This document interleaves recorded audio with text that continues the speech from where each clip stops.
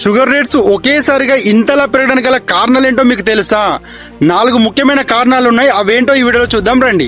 Point number 1, ethanoyl. పెట్రోల్లో వాడే ethanoyl తయారీ కోసం అని చెప్పేసి చెరుకును ఉపయోగిస్తున్నారు.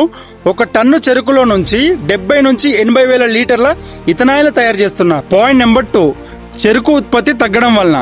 ఈ సంవత్సరము చెరుకు ఎక్కువగా ఉత్పత్తి కాలేదు, ఎక్కువగా పండలేదు.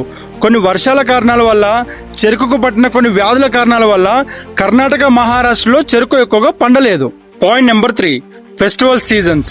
రాబోయే 4-5 నెలల్లో ఎక్కువగా పండుగలు ఉండడం వలన స్వీట్ హౌస్ వాళ్ళు, బేకరీ వాళ్ళు అధిక మొత్తంలో షుగర్ ను ఉపయోగిస్తారు కాబట్టి రేట్లు పెరిగాయి. పాయింట్ నెంబర్ 4, కొంతమంది వ్యాపారవేత్తలు అన్ సీజన్ లో షుగర్ ని సేల్ చేయాలని చెప్పేసి ఎక్కువ మోతాదులో నిల్వ చేసుకోవడం కూడా దీనికి కారణమే. ఈ 4 ప్రధానమైన కారణాలు షుగర్ రేట్స్ పెరగడానికి.